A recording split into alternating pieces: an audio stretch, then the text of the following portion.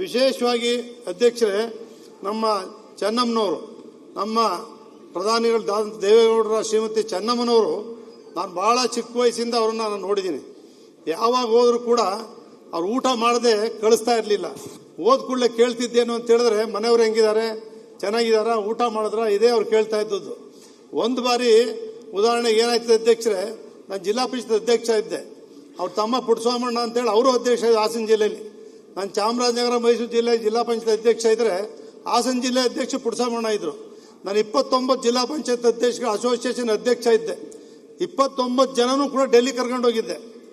ಮಾಜಿ ಪ್ರಧಾನಿಯಾಗಿದ್ದರು ದೇವೇಗೌಡರು.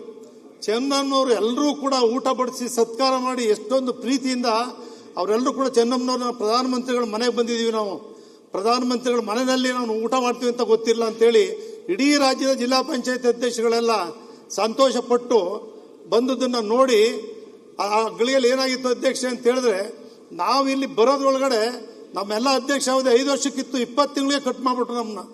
ಡೆಲ್ಲಿನಲ್ಲಿ ಎಲ್ಲ ಇದ್ದು ಸಂತೋಷದಿಂದ ಊಟ ಮಾಡಿ ದೇವೇಗೌಡರು ಮಾತಾಡಿ ಬರೋದ್ರೊಳಗಡೆ ನಮ್ಮ ಅವಧಿ 20 ತಿಂಗಳು ಕಟ್ಟಾಗಿತ್ತು ಅಧ್ಯಕ್ಷರೇ.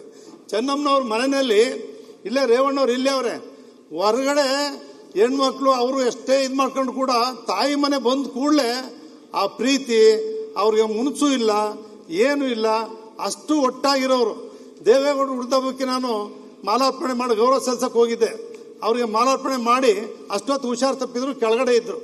ಅವ್ರಿಗೂ ಶಾಲಾ ಅವರು ತಗೊಂಡೋಗಿ ನಮಸ್ಕಾರ ಮಾಡಿದಾಗ ಕೇಳ್ತಾರೆ, ಊಟ ಮಾಡ್ದಪ್ಪ, ಮನೆಯವರೆಲ್ಲ ಚೆನ್ನಾಗಿದ್ದಾರಪ್ಪ. ನಮ್ಮ ಶೈಲಜಾ ಅವರು, ಅನಸೂಯ ಅವರು ಹೆಣ್ಮಕ್ಳು ಕೂಡ ಇದ್ದರು. ಅವ್ರ ಆಶೀರ್ವಾದ ಪಡೆದಾಗ ಅವ್ರು ಯಾವತ್ತೂ ಕೂಡ ಆ ರೀತಿ ಪ್ರತಿಯೊಬ್ಬರನ್ನು ಕೂಡ ಕಂಡಂಥವ್ರು. ಮತ್ತು ಆದರ್ಶ ಮಹಿಳೆ ಜೊತೆಗೆ ಆದರ್ಶ ದಂಪತಿಗಳು ಕೂಡ.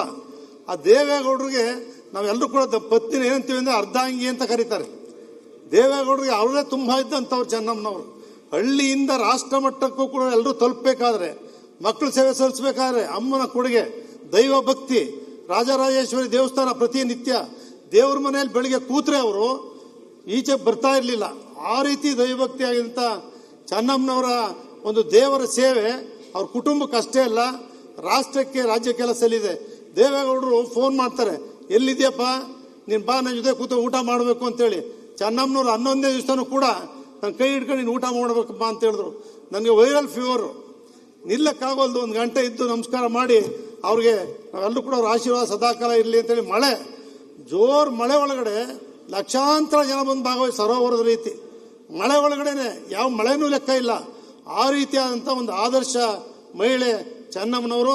ದೇಶಕ್ಕಷ್ಟೇ ಅಲ್ಲ, ಎಲ್ಲ ಕುಟುಂಬಗಳು ಕೂಡ ಆ ಕುಟುಂಬವನ್ನು ತೆಗೆದುಕೊಂಡು ಹೋಗ್ತಕ್ಕಂಥ ಶಕ್ತಿ ಯಾವ ಮಹಿಳೆಯೂ ಕೂಡ ನಾವು ನೋಡಿಲ್ಲ ನಮ್ಮ ಜೀವನದಲ್ಲಿ. ಅಂಥ ಚೆನ್ನಮ್ಮನವ್ರಿಗೂ ಕೂಡ ನಿಧನರಾಗಿರ್ತಕ್ಕಂಥ ಎಲ್ಲರಿಗೂ ಪುಟ್ಟರಂಗನಾಥ್ ಅವ್ರಿಗೆ, ಸೈಯದ್ ಯಾಸೀನ್ ಅವ್ರಿಗೆ, ಶ್ರೀನಿವಾಸನ್ರವ್ರಿಗೆ, ಎಲ್ಲರಿಗೂ ಚಂದ್ರಶೇಖರಯ್ಯನವ್ರಿಗೆ, ಎಲ್ಲರೂ ಕೂಡ ಆ ದೇವರು ಅವರ ಆತ್ಮಕ್ಕೆ ಶಾಂತಿಯನ್ನು ಕೊಡಲಿ. ಅವರ ಕುಟುಂಬ ವರ್ಗದವರಿಗೆ ಅಷ್ಟೇ ಅಲ್ಲ, ಅವರ ಎಲ್ಲ ಅಭಿಮಾನಿಗಳು ಕೂಡ ಧೈರ್ಯವನ್ನು ಭರಿಸ್ತಕ್ಕಂಥ, ದುಃಖವನ್ನು ಭರಿಸ್ತಕ್ಕಂಥ ಶಕ್ತಿಯನ್ನು ಕೊಡಲಿ ಅಂತೇಳಿ ಆ ದೇವರಲ್ಲಿ ಪ್ರಾರ್ಥನೆ ಮಾಡ್ತೇನೆ.